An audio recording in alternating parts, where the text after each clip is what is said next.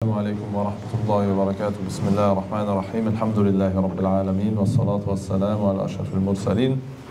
Liebe Geschwister, erstmal herzlich willkommen hier im Verein. Wir freuen uns, dass ihr alle zahlreich halbwegs pünktlich erschienen seid. Ja? Und macht alle die richtige Absicht. Warum sind wir hier? Wir sind nicht hier wegen dem Essen oder wegen den Leuten oder wegen was auch immer, sondern wir sind hier, um unseren Geschwistern zu helfen. Und wir machen einen kleinen einleitenden Vortrag von dem Bruder und dann inshallah von mir. Und dann beginnen wir mit den Spendenaktionen, für die wir alle auch gekommen sind, für die Uiguren, für unsere uigurischen Geschwister. Bismillah. Dankeschön. إن الحمد لله نحمده ونستعينه ونستغفره ونعوذ بالله من شرور أنفسنا ومن سيئات أعمالنا من يهده الله فلا مضل له ومن يضلل فلا هادي له وأشهد أن لا إله إلا الله وحده لا شريك له وأشهد أن محمدا عبده ورسوله الحمد لله الذي فاطر السماوات والأرض وهو الذي فاطر الجن والإنس وهو الذي لا إله إلا الله وحده لا شريك له وأشهد أن محمدا عبده ورسوله رب اشرح لي صدري ويسر لي أمري واحلل عقدة من لساني يفقهوا قولي السلام عليكم ورحمة الله وبركاته liebe Geschwister.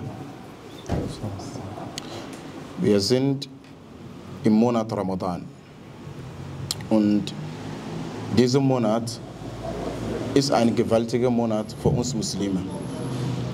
Es ist in dem Monat, wo Allah subhanahu wa ta'ala den Koran herabgesandt hat. Durch Jibril alaihi salatu wassalam an Rasulullah sallallahu alaihi wasallam. An diesem Monat ist es für uns Muslime Pflicht zu fasten, um gottesfürchtig zu sein. So wie Allah subhanahu wa ta'ala in seinem Koran gesagt hat, Ja ayyuhalladhina amanu كتب عليكم الصيام كما كتب على الذين من قبلكم لعلكم تتقون. Allah subhanahu wa ta'ala sagte, oh, die ihr glauben. Wer sind die? Das sind wir Muslime. Zu euch, also ich habe euch vorgeschrieben, den Fasten vollzuziehen, so wie ich diejenigen, die vor euch gelebt haben, auch, die fasten auch, so wie diejenigen, die vor euch auch gelebt haben. Das heißt, wir sind nicht der erste Umma, die fasten, sondern Allah subhanahu wa ta'ala hat jeder Umma, die vor uns gelebt haben, auch befohlen, die Fasten zu vollziehen. Ja? Und wie sie gefastet haben, wissen wir nicht. Allahu alam. Aber wir wissen, dass sie auch gefastet haben. Jedoch, Allah subhanahu wa ta'ala, bei uns sagte er, wir bekommen die Belohnung von ihm, Allah subhanahu wa ta'ala, persönlich. Das heißt, wir wissen nicht, was für eine Belohnung wir bekommen, für die Fasten, die wir fasten. Subhanallah. Allah subhanahu wa ta'ala sagte im Koran, Shahru Ramadan allazi unzila fihi al-Quran hudan lin-nas. In Monat Ramadan hat Allah subhanahu wa ta'ala den Koran herabgesandt. Und deswegen sollten wir auch während Ramadan oder in der Fastenzeit mehr mit dem Koran beschäftigen und auch viele gute Taten zu tun, so dass Allah subhanahu wa ta'ala unsere Belohnung vervielfachen. Welche Sachen können wir in Ramadan tun? Wie gesagt, Koran rezitieren, ja, oder Vorträge hören also Tafsir, wie ich gesagt habe, ne? Und mehr spenden. Spenden Sadaqa. Rasulullah sallallahu alaihi wasallam sagte in einem Hadith, Man satara musliman, satarahu Allah yawm al-Qiyamah. Wer seine muslimische Geschwister, ja, den Rücken deckt, Allah subhanahu wa ta'ala werde seine Rücken in dieser Dunya und in der Akhira auch decken. Ja? Und man sollte auch gucken, dass man, egal was man in der Hand hat, zu gucken, dass man auch das verteilen kann. Für Allah subhanahu wa ta'ala. Man sollte nicht sagen, Wallahi, ich habe nichts. Bei mir ist es zu wenig, ich bekomme nicht so viel. Und genau das erwartet Allah subhanahu wa ta'ala. Allah will mit der Kleinigkeit, die du hast, dass du an ihm denkst, dass du Sadaqa ausgibst, dass du an die muslimische Geschwister denken. Und dafür sind wir auch hier. Unsere Geschwister Uiguren, sie brauchen unsere Hilfe. Sie brauchen unsere Hilfe, weil wir können nicht da sein, um sie zu helfen. Wir können sie mit unserer Dua helfen und gleichzeitig auch mit unseren Spenden können wir mit diesen Geschwistern auch inshallah helfen. Deswegen, meine lieben Geschwister, es ist eine große Sache, dass ihr auch hier gekommen seid. Möge Allah subhanahu wa ta'ala euer Ibadah annehmen und möge Allah subhanahu wa ta'ala unsere Ibadah auch annehmen. Assalamu alaikum wa rahmatullahi wa barakatuh. Barakallahu fik. Was? Nein, er soll an die Tür gehen. Bismillah wa salatu wa salam ala Rasulillah. Ich werde euch inshallah ein paar Dinge über die Uiguren erzählen und auch ein paar Dinge über den Verein hier.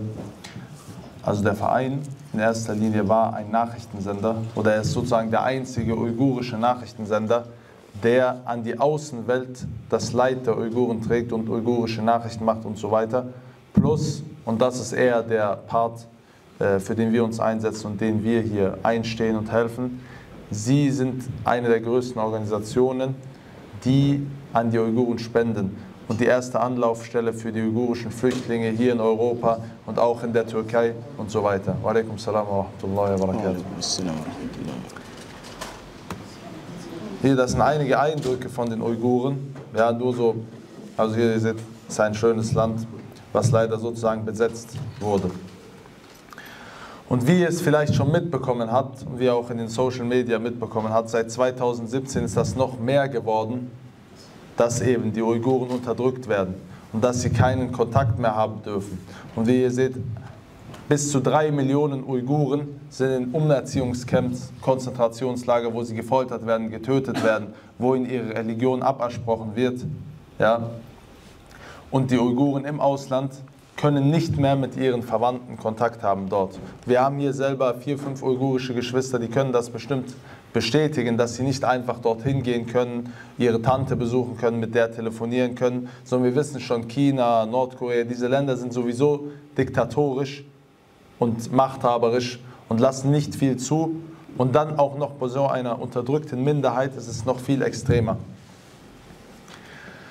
Genauso wie ihr hier seht, der Organhandel dort boomt.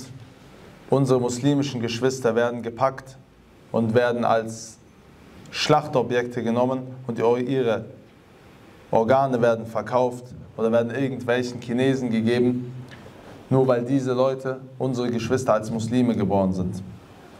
Die Kinder, deren Eltern verhaftet wurden, werden in Waisenheime und Konzentrationslager gesteckt. Und das wird auch noch mit Bildern bestätigt. Ihnen wird eine neue Identität gegeben, ihnen wird der Islam sozusagen abgesprochen, ausgesprochen. Ja? Sie werden als Kuffar erzogen. Ihre Ethnie und ihre Religion wird ihnen komplett aberkannt. Und auch werden manche uigurische, muslimische Schwestern von uns, unsere Schwestern, unsere Töchter, werden mit irgendwelchen dreckigen Chinesen, Buddhisten, was auch immer, zwangsverheiratet werden, gezwungen, dass sie sich dort schminken und gepackt werden und mit dem verheiratet werden und können sich nicht wehren, können nicht zur Polizei gehen, haben keine Familie, die ihnen den Rücken stärkt oder sonst irgendwas. Islamische Kleidung und Bärte sind verboten und werden als Terrorismus, Extremismus abgestempelt. Man bekommt dafür eine Strafe. Halal-Etiketten auf Lebensmitteln gibt es nicht und so weiter. Uiguren werden zur Feuerbestattung. Also die werden verbrannt, werden eingeäschert. Dein Vater stirbt, dein Bruder stirbt, du würdest ihn gerne waschen und in diese Kaffern machen und beerdigen, du darfst es nicht. Sondern er wird zwangsmäßig verbrannt und eingeäschert. Bücher, Korane, Gebetsteppiche, alles, was mit der Religion zu tun hat, wird verbrannt, wird vernichtet. Beten und Fasten ist verboten. In den Moscheen werden diese Flaggen und Porträts der Chinesen aufgehängt. Und historische uigurische Gebäude werden zerstört. Ebenso haben sie die Wirtschaft dort zerstört und haben die Uiguren, Ostturkestan, Uiguristan, wie auch immer, jetzt zu einer armen Nation, zu einem armen Land gemacht. Und China verwendet systematisch tödliche Gewalt, um die Zahlen der Uiguren zu dezimieren. Sie wollen einen Völkermord an den Uiguren machen. Sie wollen keine Muslime dort. Sie wollen diese Ethnie einfach auslöschen. Hier seht ihr auch einen der Gründe, dass China kein Land ist mit verschiedenen Kulturen und was auch immer, sondern es ist eine Zivilisation, eine, wie sie es nennen, Volksrepublik. Ja, das Volk muss einen gewissen Weg gehen und wer nicht diesen Weg gegangen wird, der wird entweder dazu gezwungen oder der wird beseitigt. Hier seht ihr so ein Berufsbildungszentrum. In Wahrheit ein Konzentrationslager, wo muslimische, uigurische Geschwister reingesteckt werden, umerzogen werden, in der Islam aberkannt wird oder sie getötet, gefoltert werden und so weiter. Und das sind nicht 10 oder 20 oder 100.000, sondern das sind Millionen von Geschwistern. Wir regen uns natürlich immer auf über diese Guantanamo und diese Sachen, aber dort sind, ich weiß es nicht auswendig, 200 Leute, aber dort sind Millionen von unseren Geschwistern. Nur weil wir diese Leute nicht kennen oder sie nicht so bekannt sind, sie nicht so publik sind, heißt es nicht, dass es nicht unsere Geschwister sind, dass sie nicht wichtig sind. Hier seht ihr die Zerstörung von Moscheen, die Verbrennung der Korane, die Verbrennung der Gebetsteppiche. Und es werden auch manchmal extra von außen Moscheen gefilmt für die Außenwelt mit irgendwelchen bezahlten Leuten oder mit irgendwelchen gezwungenen Leuten, die dann sagen, ja, hier ist alles gut, wir haben hier unsere Freiheiten und so weiter. Aber das, was die Uiguren und jeder, der von dort geflüchtet ist, berichtet, ist natürlich etwas komplett anderes. Hier, wie ihr seht, werden uigurische Männer gezwungen, vor den Leuten an irgendwelchen Plätzen Alkohol zu trinken und es wird sogar gesagt, im Ramadan. Ja? Hier seht ihr diese Zwangsverheiratungen von uigurischen Schwestern mit irgendwelchen chinesischen Kuffar. Und hier seht ihr diese Kinder, die umerzogen werden von uigurischen Muslimen zu chinesischen Buddhisten und was auch immer. Subhanallah. Hier seht ihr nochmal die Kinderlager. Sogenannte Internate, eingerichtete Einrichtungen in ganz Osttürkestan sind fast 80%. Das heißt, jede oder 3/4 der Kinder, stellt ihr vor, ihr seid in einer muslimischen Stadt, in einem muslimischen Land, 3/4 der Kinder werden gezwungen, diese andere Identität zu nehmen und den Islam zu verlassen und so wie die Kuffar aufzuwachsen. Nicht, wo wir uns aufgeregt haben in Schweden, weil das bei ein paar Familien passiert ist. Und natürlich, das ist eine schlimme Sache, dass das Jugendamt die Kinder weggenommen hat. Aber hier sind 3/4 der Kinder der Muslime in diesen Lagern. Und das ist nochmal das Wappen von hier vom Verein. Und jetzt zu meinem kurzen Vortrag zu dieser Sache. Der Prophet a.s. hat gesagt, der Mu'min, der Gläubige und ein anderer Gläubiger, die sind wie eine Wand oder wie eine Mauer. Wenn es einem Gläubigen, wenn es einem Muslim auf der Welt, in meinem Umkreis, wie auch immer schlecht geht, dann geht es mir auch schlecht. Dann schmerzt mein ganzer Körper, weil er ist ein Teil von mir.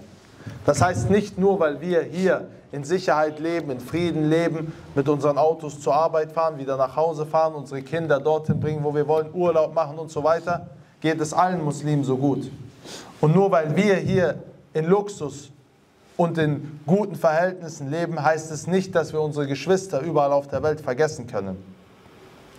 Sondern unser Mindestes ist, was der Bruder schon gesagt hat, dass wir diese Geschwister, seien es Uiguren und seien es andere Geschwister, ja, dass wir sie mit unserer Dua und mit unseren Spenden unterstützen und so gut unterstützen, wie wir können.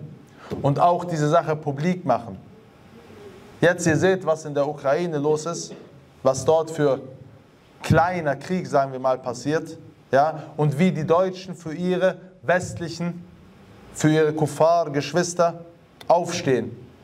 Überall ukrainische Flaggen, überall sie beschimpfen Putin im Fernsehen und so weiter. Aber unsere muslimischen Geschwister, die in Konzentrationslager sind, die gefoltert werden, die zwangsverheiratet werden, die hat man in 10 Minuten vergessen. Man liest einen Post darüber bei Instagram, Hasbunallah wa ni'mal wakil. Und dann man lebt sein Leben weiter.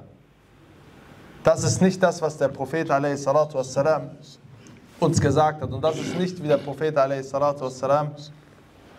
uns als Gläubige beschrieben hat.